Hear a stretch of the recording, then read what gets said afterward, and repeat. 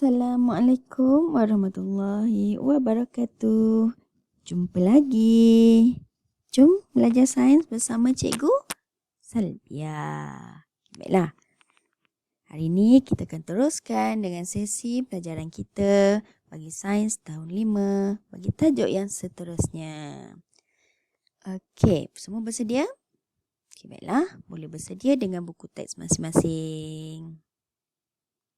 Okay. Di bawah tema sains hayat dengan tajuk manusia dan juga subtajuk sistem rangka manusia dan fungsinya.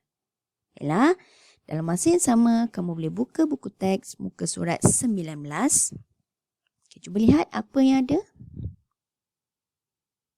Dah baca dah? Bagus. Okay. Buka muka surat seterusnya. Muka surat 20.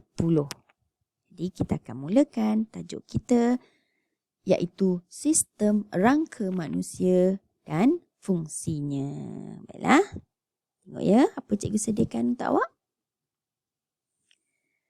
Okey. Apa tu?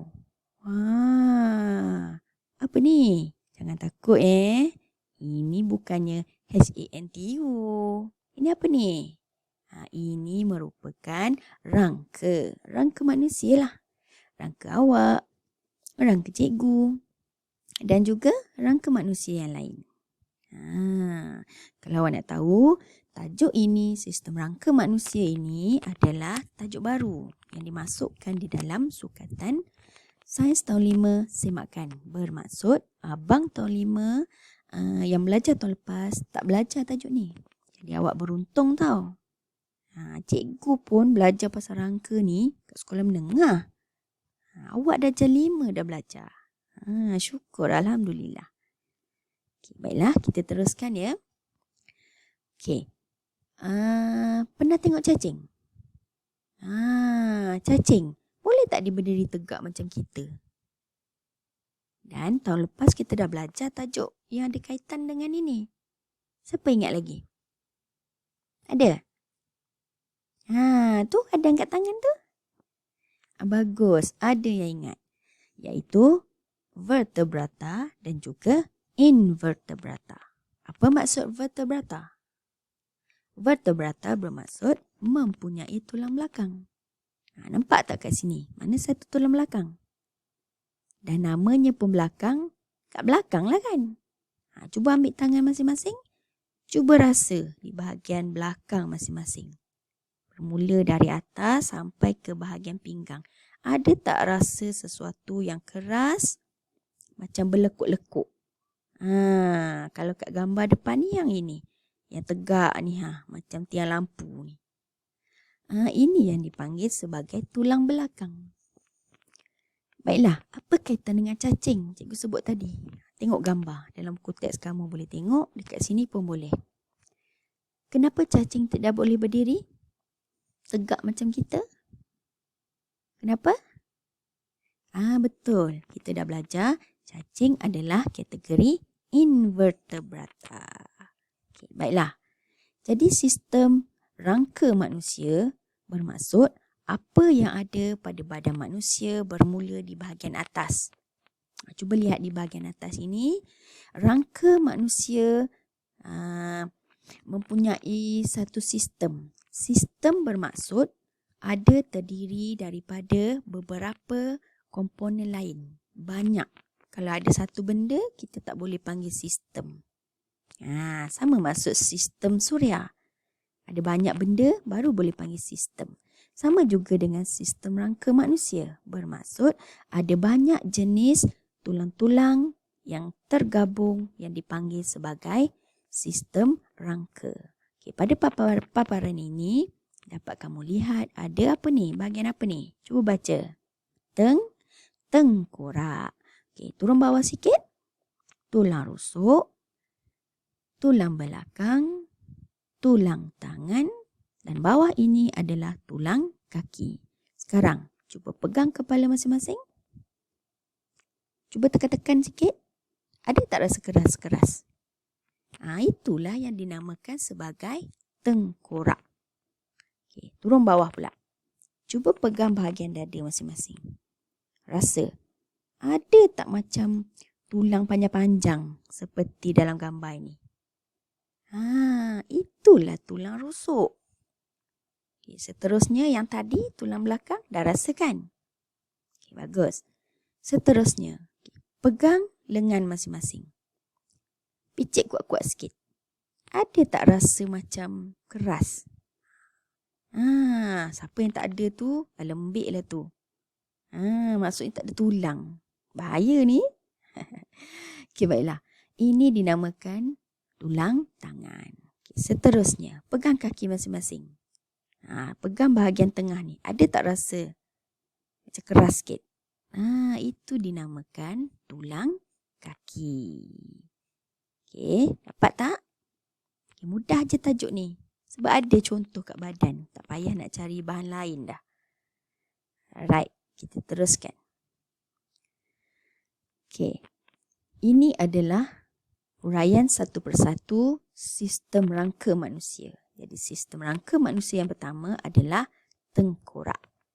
Tengkorak bahagian luar. Ni yang keras ni. Tengkorak. Dan apa ni yang macam mi ni? Itulah otak kita. Pernah tengok? Ni otak kita. Jadi kena jaga ya otak kita tu. Cikgu teruskan ya. Kita pergi kepada ahli sistem rangka yang kedua.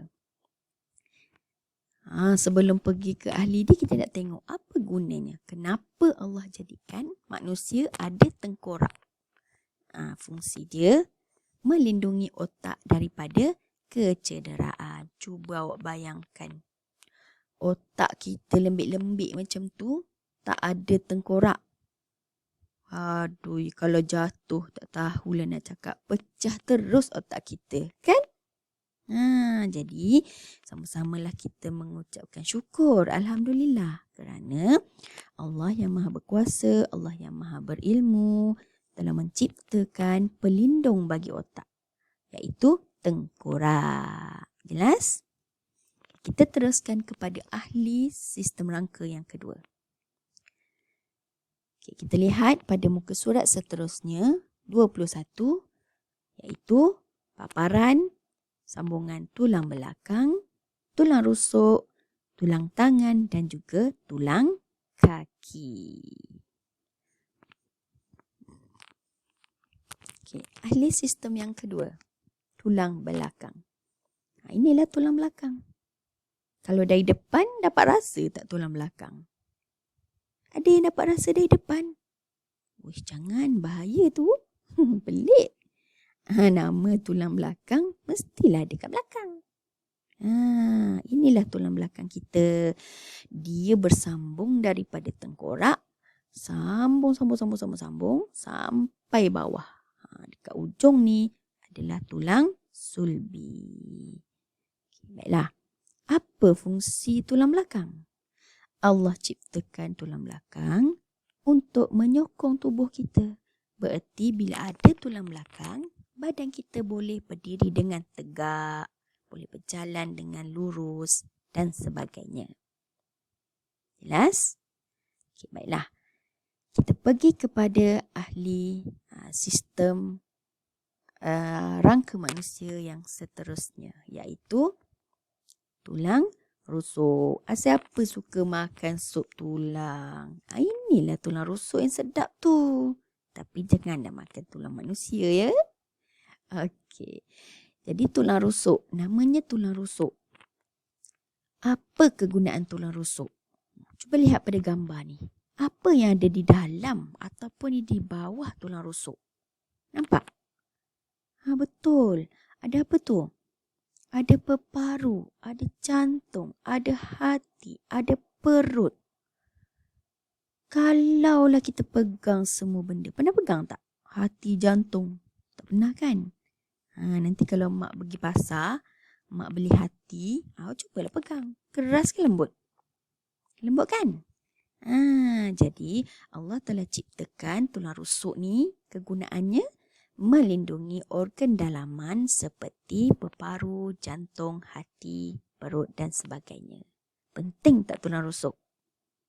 Ia penting. Jadi cikgu harap kamu janganlah main tumbuk-tumbuk, sepak-sepak di bahagian tulang rusuk. Kerana tulang rusuk ni kecil saja, nipis. Boleh tak dipatah? Boleh. Bayangkan tulangnya patah, dia tercucuk kat mana? Tercucuk dekat jantung, dekat peparu. Apa jadi? Innalillah. Jadi hati-hati ya, jangan main-main dengan tulang rusuk, bahagian tulang rusuk. Okey, kita teruskan lagi. Seterusnya tulang kaki dan juga tulang tangan. Okey. Apa gunanya? Sebagai sokongan dan juga untuk pergerakan. Kalau ada kaki, ada tulang tangan, ada tulang kaki, kita pun boleh menyokong badan kita tegak dan juga boleh bergerak. Okey, baiklah. Cikgu buat rumusan ya. Kita teruskan sistem rangka kita. Okey, di atas tengkorak, seterusnya tulang rusuk, tulang belakang, tulang tangan tadi dan juga tulang kaki. Jadi sistem rangka manusia ada berapa? Ya betul, ada 5. Boleh ingat? InsyaAllah. Ada 5 sahaja ahli sistem rangka manusia. Okay, seterusnya, di manakah kedudukan sendi? Apa itu sendi? Okay, sendi, nampak tu? Itulah sendi. Apa kegunaan sendi? Sendi ialah tempat pertemuan 2 atau lebih tulang. Nampak tak? Tempat penyambung. Engsel. Senang cerita. Dekat pintu ada engsel. Itulah namanya sendi. Iaitu tempat pertemuan 2 atau lebih tulang. Sekiranya 2 atau lebih tulang tiada penyambung, tak bolehlah kita nak gerak-gerakkan tangan kaki kita, leher kita. Cuba gerak leher. Boleh tak gerak kanan kiri? Kanan kiri. Bermaksud di situ terdapatnya sendi. Okay, baiklah, untuk yang ini kamu boleh scan untuk lihat apakah maklumat yang dipaparkan. Okay, seterusnya, fungsi sendi. Untuk membolehkan pergerakan dan juga kebolehlenturan. Boleh lembik-lembikkan tangan, lentik-lentikkan jari dan sebagainya. Okey, kepentingan sistem rangka.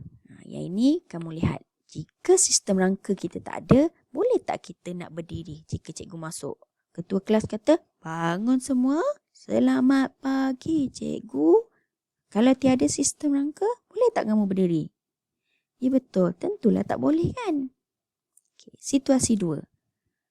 Bayangkan kalau kita tiada rangka. Alah, jadi lembik macam ni. Macam dodol pula. Pentingnya sistem rangka untuk menyokong tubuh manusia. Okay, seterusnya. Kalau tak ada, Masya Allah, hancurlah otak kita kan. Okay, cikgu teruskan lagi. Yang ini pun sama. Kalau jatuh, tak ada sistem rangka, tak boleh nak gerakkan kaki, tersembam kita kan. Okay, jadi sekarang nak buat apa? Jomlah kita buat kerja sekolah. Apa kerjanya? Senang saja. Cikgu nak kamu lukiskan sistem rangka dan juga apakah ahli-ahlinya. Kalau ada printer, boleh cetak. Kalau tak ada, boleh lukis. Tak ada masalah. Boleh? Okay, seterusnya yang kedua, tugasan kita nak buat rangka. Rangka ini boleh baca panduan dan cikgu ada sediakan contoh. Ini contoh anak murid kawan-kawan cikgu buat. Cikgu nak kamu tampal dahulu pada kertas lain. Dah siap buat macam ni, label-label. Barulah tampal dalam buku nota. Ni panduan pada muka surat 27. Faham ya? Okay, baiklah. Dah habis dah. Jadi cikgu harap kamu dapat faham tajuk sistem rangka. Dan insyaAllah kita akan jumpa lagi. Cikgu ucapkan selamat belajar dan jumpa lagi. Assalamualaikum warahmatullahi wabarakatuh. Bye.